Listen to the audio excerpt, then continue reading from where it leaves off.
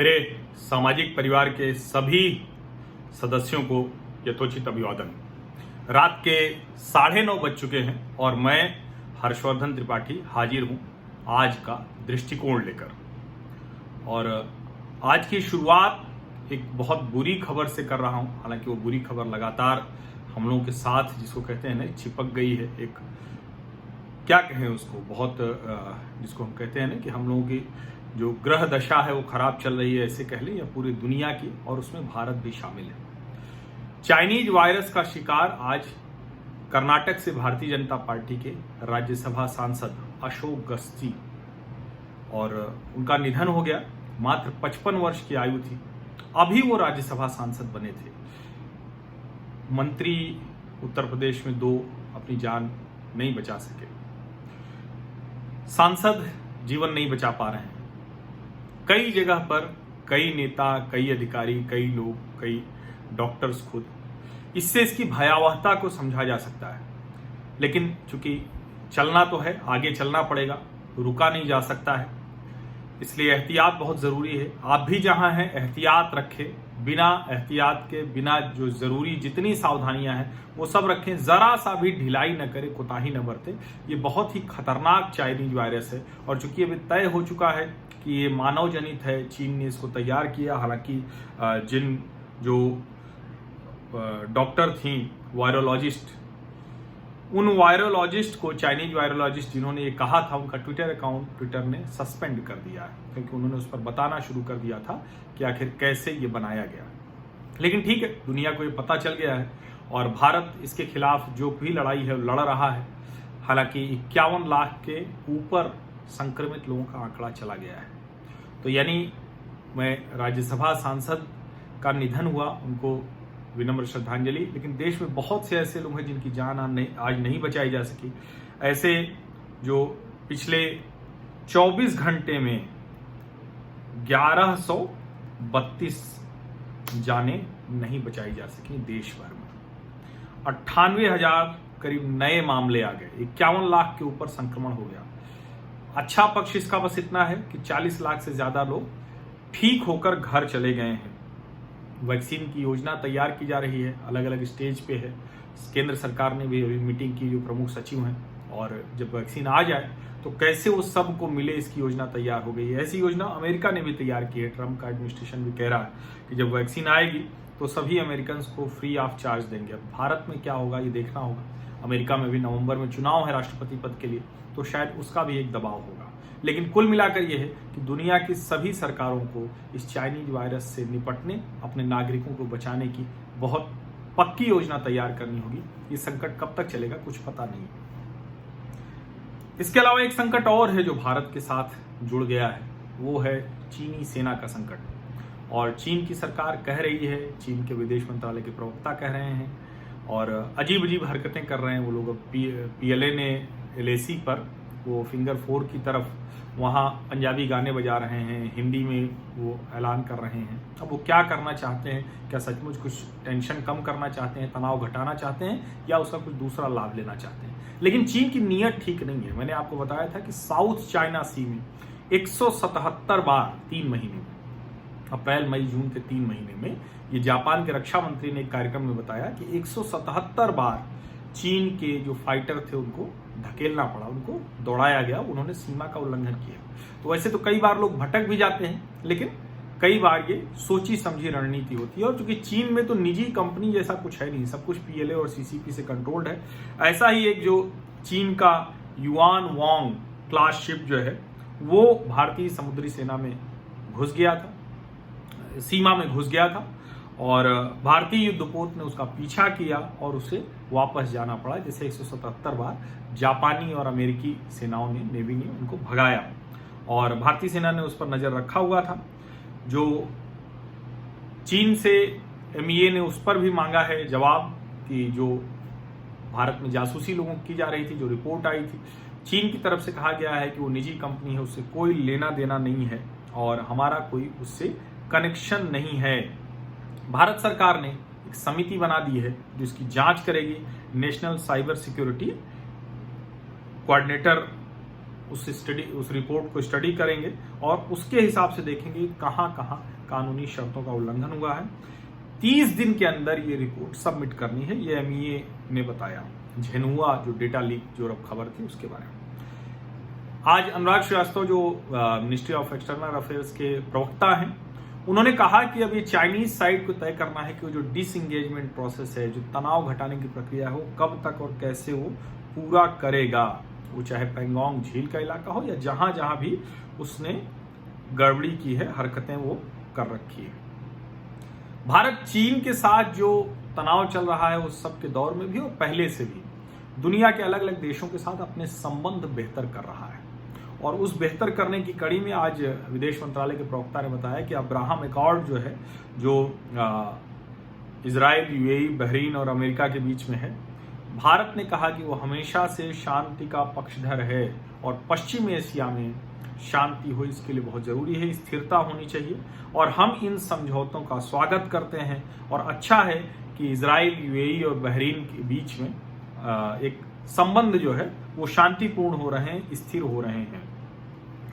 ये भी कहा विदेश मंत्रालय के प्रवक्ता ने कि हम जो हमारा पारंपरिक सपोर्ट है, समर्थन है फिलिस्तीन के साथ, वो भी हम जारी रखेंगे। यानी भारत की नीतियां जो है वो जो अपने पुराने मित्र हैं, देश हैं, उनमें से किसी को भी किसी के साथ जो खड़े न होने की बात है कि अगर कोई दो द्विपक्षीय मसला है, लेकिन हाँ जहां अंतर्राष्ट्रीय मसले हैं वहां मुद्दे के आधार पर समर्थन जारी रखेंगे।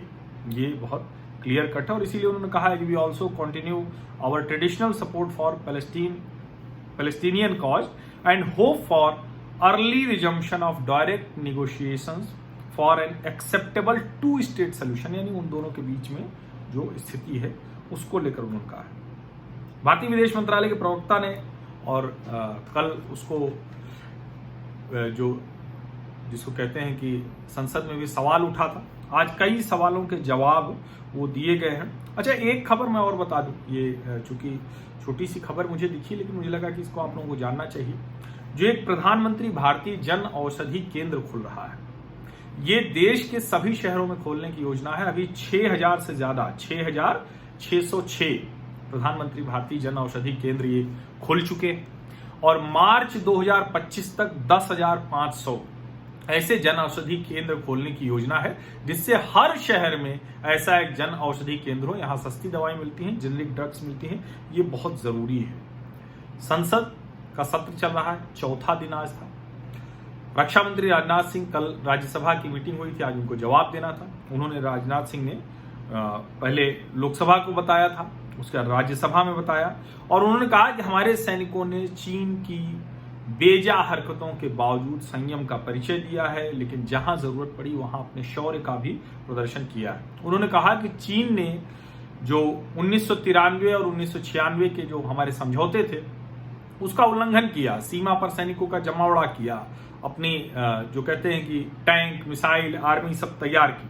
और लेकिन राजनाथ सिंह रक्षा मंत्री ने कहा कि हमारी सेनाएं पूरी तरह तैयार है। राज्यसभा में बयान देते हुए आज फिर उन्होंने दोहराया कि चीन दोनों देशों के बीच हुए समझौतों की अनदेखी कर रहा है, वो LOC को भी नहीं मान रहा है, उसकी कथनी करने में फर्क है। उन्होंने ये बताया जो पहले लोकसभा में कहा था कि 15 जून को कर्नल संतोष बाबू ने अपने 19 बहादुर सैनिकों के साथ जो हमारी सीमा है, हमारा जो संप्रभुता है, उसकी रक्षा के लिए उन्होंने बलिदान दिया। लेकिन जो भारतीय सेनाओं ने किया वो भी दुनिया जानती है और हमारे प्रधानमंत्री खुद गए वहां सेना का मनोबल बढ़ाने के लिए। उन्होंने बताया कि केंद्र शासित प्रदेश लद्दाख में 38,000 वर्ग किलोमीटर पर चीन का अवैध कब्जा जारी है। ये लोकसभा में कल बताया था, आज राज्यसभा में बताया। और ये भी उन्होंने बताया कि 1963 के तथाकथित चीन पाकिस्तान सीमा समझौते के तहत पाकिस्तान ने भारतीय क्षेत्र में POK से चीन तक अवैध रूप से 5,180 वर्ग किलोमीटर को वो उनको दे दिया है। अरुणाचल में भी वो दावा करता है, ऐसे ये सारी बातें उन्होंने बताई। लेकिन उन्होंने कहा कि चाहे जो वो करे, भारत किसी भी हाल में वो पीछे नहीं हटेगा। हमने अपना जो बंदोबस्त है, जो तैयारियां हैं वो पूरी करनी है। और एक चीज उन्होंने कहा कि मुझे उम्मीद है कि सदन मामले की संवेदनशीलता को समझेगा। वर्तमान स्थिति में संवेदनशील मुद्दा है ये, अभी जो स्थिति है उसके बारे में बहुत विस्तार से मैं नहीं बता सकता, ये जवाब दिया। और आज जब सवाल जवाब हो रहा था तो केंद्रीय स्वास्थ्य मंत्री डॉक्टर हर्षवर्धन ने भी कहा कि हम बहुत लड़ाई लड़ रहे हैं इस जो चाइनीज वायरस है, और उन्होंने कहा कि 7 जनवरी को WHO से चीन में कोरोना का मामला मिला था और 8 तारीख से हमने इसके लिए क्या क्या करना है वो सब कुछ हमने किया, और एक पूरा विशेषज्ञ समूह है जो PMO के मार्गदर्शन में इसको देख रहा है अगले साल की शुरुआत तक, यानी जनवरी 2021 तक वैक्सीन उपलब्ध होने की बात वो कर रहे हैं। एक और सवाल का जवाब जो बार बार पूछा जाता है, जिसको मैंने बताया अभी कि कितना इस वक्त अंतर्राष्ट्रीय संस्था यूनाइटेड नेशंस की जो परमानेंट मेंबरशिप है उसके लिए जो जियो पॉलिटिकल इक्वेशंस बदल रहे हैं उसमें भारत की स्थिति मजबूत हो रही है। सरकार की तरफ से बताया गया, विदेश राज्य मंत्री वी मुरलीधरन ने बताया कि स्थायी सदस्यता पाना सर्वोच्च प्राथमिकता है भारत सरकार की, और सुरक्षा परिषद में स्थायी सदस्यता पाने के लिए अलग अलग देशों के साथ भारत जो संबंध है, जो बातचीत है, जो कुछ कहा जा सकता है, समझाया जा सकता है, अपनी जो स्थिति है उसको मजबूत करने के लिए वो काम भारत सरकार लगातार कर रही है। और भारत लगातार इधर जो अस्थायी सदस्यता हो या फिर दूसरी सीटें हैं उस पे वो जीत रहा है।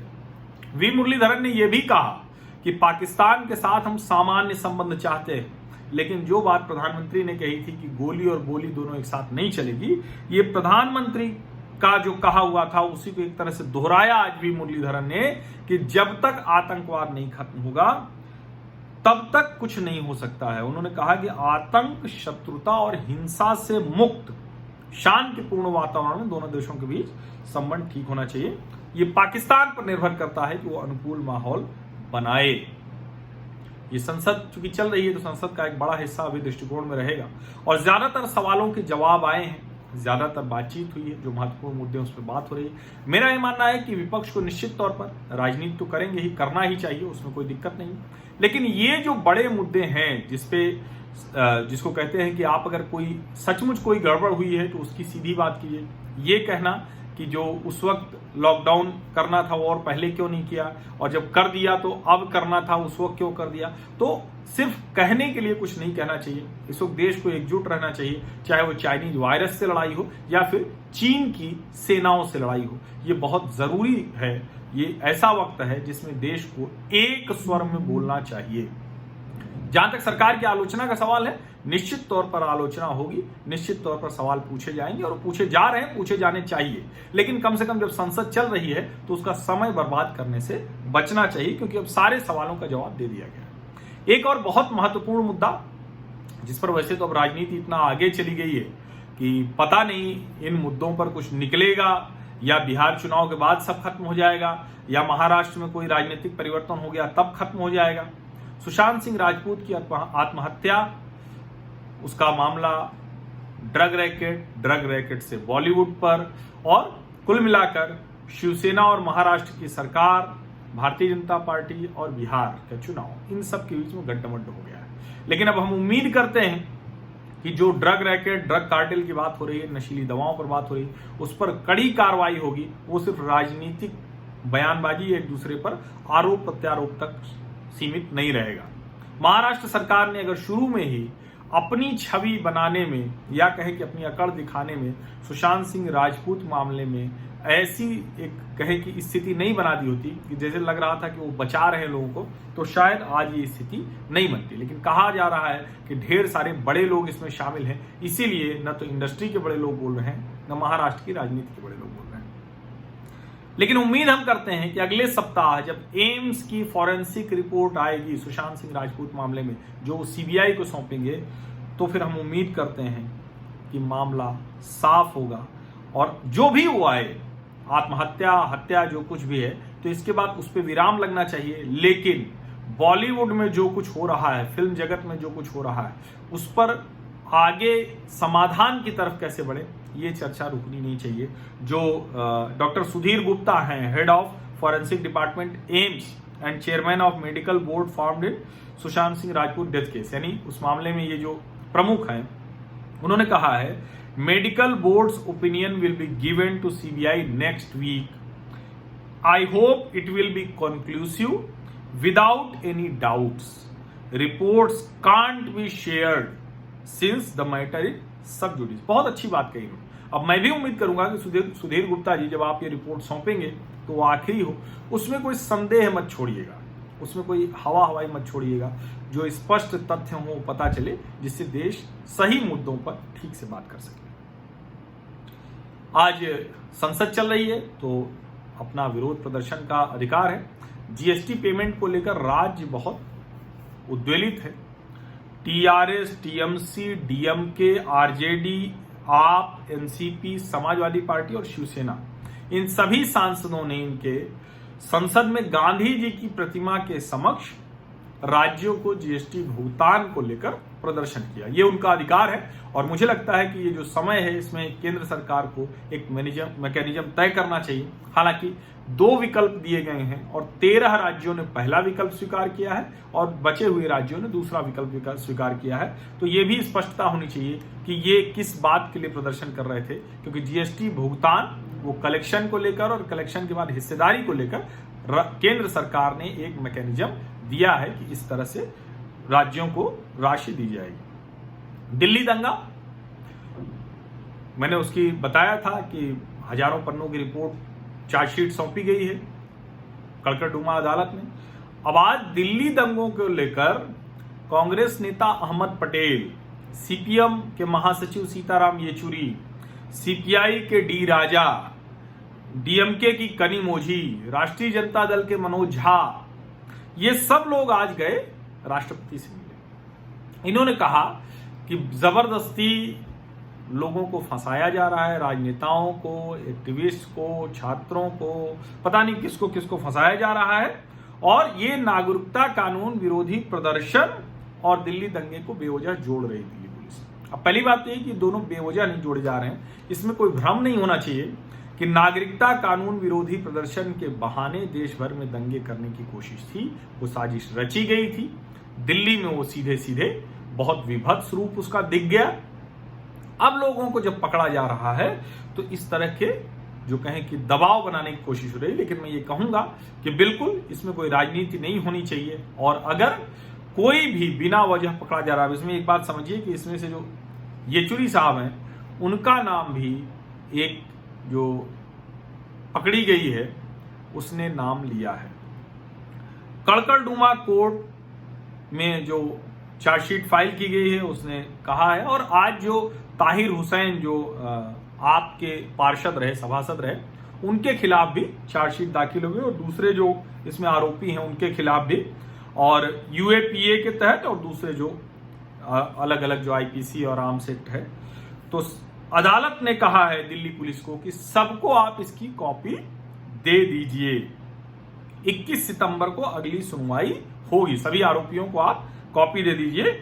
और ये जो आरोपी हैं उनको कहा है कि 21 सितंबर के पहले सभी उसमें अपना पक्ष रख दें जो आरोपी हैं।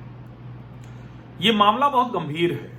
ये जिस समय हुआ और जिस तरह से देश की शांति को, देश की व्यवस्था को बिगाड़ने का काम किया गया, इसका अंतिम परिणति तक पहुंचना बहुत जरूरी है। दिल्ली पुलिस की स्पेशल सेल अच्छा है कि लोगों को पकड़ रही है, साक्ष्य के साथ पकड़ रही है, जल्दबाजी नहीं कर रही है, प्रमाण पेश कर रही है। बस ये हो कि जिन लोगों के खिलाफ आरोप हो उनको अगर साबित होता है तो वो भी जल्दी हो, और अगर आरोपी गलती से फंसे हैं तो उनको भी फंसना नहीं चाहिए, उनको बेवजह लंबे समय तक नहीं खींचना चाहिए। लेकिन आम आदमी के पार्टी के पार्षद रहे ताहिर हुसैन या इस तरह के जो लोग हैं जिनका सीधे सीधे प्रमाण मिल रहा है, उनके खिलाफ कड़ी से कड़ी कार्रवाई होनी चाहिए। इस देश में दंगाइयों की कोई जगह नहीं होनी चाहिए। केरल बहुत बवाल चल रहा है, वहां की वामपंथी सरकार हर दिन जो विरोधी हैं, जो विपक्षी हैं, उनको बुरी तरह से पीट रही है। जो वहां से बर्बरता के दृश्य आ रहे हैं पुलिस के, वो बहुत शर्मनाक हैं, बहुत ज्यादा शर्मनाक हैं। और ये सारा का सारा मामला वही है, सोने की तस्करी का मामला। केटी जलील जो वहां के शिक्षा मंत्री हैं, उनसे आज भी एनआईए ने पूछताछ की है, और इसीलिए पिनराई विजयन परेशान है, क्योंकि सीधे उनके प्रमुख सचिव शिवाशंकरन की बात थी, स्वप्ना सुरेश के संबंध बहुत गहरे थे, और चूंकि प्रमुख सचिव उनके फंसे तो उनको हटा दिया। लेकिन अब शिक्षा मंत्री को कैसे वो हटाए, क्योंकि मामला मुख्यमंत्री तक जा रहा है, इसीलिए वो हर दूसरे रोज धमकी सी देते हैं। कभी कहते हैं कि ये कोरोना बढ़ाने की साजिश है, कभी कहते हैं कि राज्य में कानून व्यवस्था का मसला है। जो विपक्ष के नेता हैं कांग्रेस के रमेश चेन्निथला, उन्होंने कहा कि एनआईए केटी जलील से पूछताछ कर रही है, ये दिखाता है कि किस तरह से वामपंथी सरकार फंसी हुई है। बहुत गंभीर मसला है, राज्य की जनता का भरोसा वामपंथी सरकार से खत्म हो गया है, हम प्रदर्शन और बढ़ाएंगे। आज भी कांग्रेस के कार्यकर्ताओं ने वामपंथी सरकार के खिलाफ जमकर प्रदर्शन किया। भारतीय जनता पार्टी की महिला मोर्चा की कार्यकर्ताओं ने आज भी सचिवालय के सामने प्रदर्शन किया, उनके ऊपर पानी की बौछारें हुई, पुलिस ने उनके ऊपर बल प्रयोग किया। एक और खबर, जो दंगे हुए थे बेंगलुरु में एक फेसबुक पोस्ट को लेकर, कांग्रेस के दलित नेता के जो रिश्तेदार थे और वहां जो लोग पकड़े गए थे। अब जो सेंट्रल क्राइम ब्रांच है, जो बृहद बेंगलुरु महानगर पालिका, उसने नोटिस दिया है कांग्रेस के नेता संपत राज को, जो डीजे हल्ली और केजी हल्ली 2 थाना क्षेत्रों में जो दंगे हुए थे, तो उनको नोटिस दिया है। ये जानकारी दी है संदीप पाटिल, जो सेंट्रल क्राइम ब्रांच के ज्वाइंट कमिश्नर है बेंगलुरु के, और उन्होंने कहा है कि जो ये बीबीएमपी मेयर और कांग्रेस नेता संपत राज हैं, ये कल आकर अपना पक्ष रखे। आज कर्नाटक के मुख्यमंत्री, और वो भी बहुत संगीन मामला था, उसकी भी जांच पूरी होनी चाहिए, और जो भी उसमें अभियुक्त हैं, जो भी दोषी हैं, उनको कड़ी से कड़ी सजा मिलनी चाहिए। कर्नाटक के मुख्यमंत्री बीएस येदियुरप्पा आज दिल्ली में थे, उन्होंने निर्मला सीतारमण वित्त मंत्री से मुलाकात की। जाहिर है अपने राज्य के जो आर्थिक हित हैं उसके लिए वो मिले, और उनके साथ केंद्रीय मंत्री डीवी सदानंद गौड़ा और डिप्टी चीफ मिनिस्टर गोविंद काराजोला भी थे। अब बात जम्मू कश्मीर की। जम्मू कश्मीर में आतंकवादियों का मनोबल बहुत टूटा है, लेकिन फिर भी जिसको कहते हैं दिए की लौ बहुत फड़फड़ा रही है। डीजीपी दिलबाग सिंह ने बताया कि श्रीनगर के बटमालू में 3 आतंकवादियों को आज सेना ने मार गिराया। श्रीनगर में 17 आतंकवादियों को इस वर्ष मारा गया है 7 अलग अलग ऑपरेशंस में, और पूरे राज्य की बात करें तो 72 ऑपरेशन में 177 आतंकवादियों को मार गिराया है जम्मू कश्मीर पुलिस ने। लेकिन चूंकि बहुत सी चीजें हैं जम्मू कश्मीर में, जिसको कहते हैं कि अलग अलग गतिविधियां चल रही हैं, अलग अलग मामले सामने आते हैं। अब सोचिए कि एक कारोबारी है, होटल कारोबारी है, उसने एक के बाद एक होटल बना लिए, 6 वर्षों में 25 करोड़ का निवेश कर लिया, और उस निवेश के बारे में बता नहीं पा रहा है। आज आयकर विभाग ने उस पर छापा मारा है। उसके श्रीनगर में उसका होटल श्रीनगर, गुलमर्ग, सोनमर्ग, पहलगाम, इन सब जगहों पर है, और लेह में भी एक होटल का काम चल रहा है, 6 वर्षों में 25 करोड़।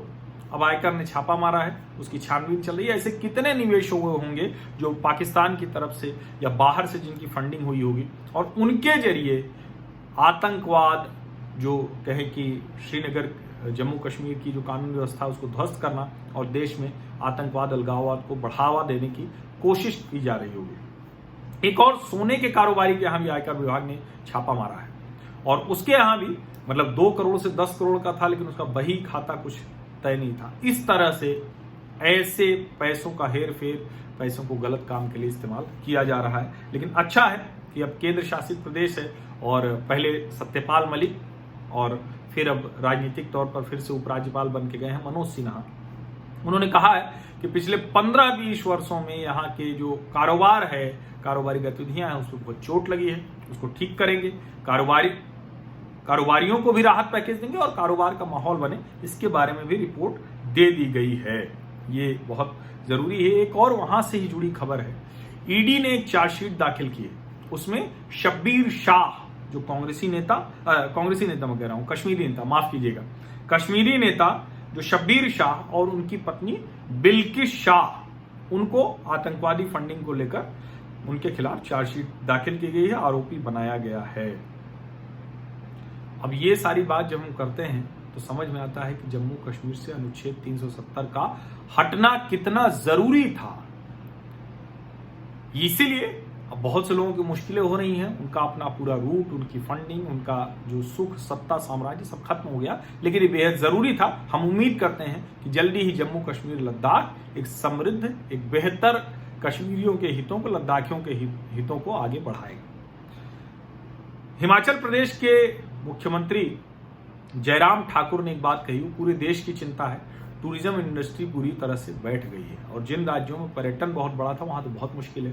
वो 4000 करोड़ का नुकसान बता रहे हैं, लेकिन उन्होंने कहा है कि इस उद्योग के इस पूरे के पूरे जो पर्यटन से जुड़े जो कारोबार हैं उनको सरकार राहत पैकेज देगी। ये देश की हर सरकार को करना चाहिए, राज्य सरकारों को करना चाहिए, केंद्र को भी अब उसके लिहाज से योजना बनानी चाहिए। और यहां मैं एक बात और कहूंगा, अभी खबरें आ रही हैं और एक हमारे सामाजिक परिवार के ही साथी हैं, वो एसआरएस सिनेमा के साथ हैं और उन्होंने मुझे वो भेजा, तो मैं जानबूझ के नाम ले रहा हूं। सोचिए बॉलीवुड में इतनी मारामारी चल रही है, बड़े बड़े कलाकार हैं, ये जो multiplexes, picture hall, cinema hall, इससे जुड़े जो पूरा कारोबार था उसको रिवाइव करने के लिए, उसको खुलवाने के लिए कोई बात नहीं कर रहे हैं। मेरा ये मानना है 6-6 महीने से उनको तनख्वाह नहीं मिली है, कहीं कोई आत्महत्या कर ले रहा है। मेरा ये मानना है कि अब इस उद्योग को भी खोलना चाहिए। आप एसओपीज तय कीजिए ना, स्टैंडर्ड ऑपरेटिंग प्रोसीजर तय कीजिए, 1 सीट 2 सीट छोड़ के आप दिखाइए, लेकिन बहुत जरूरी है कि सिनेमा हॉलों को भी अब एहतियात के साथ खोला जाए।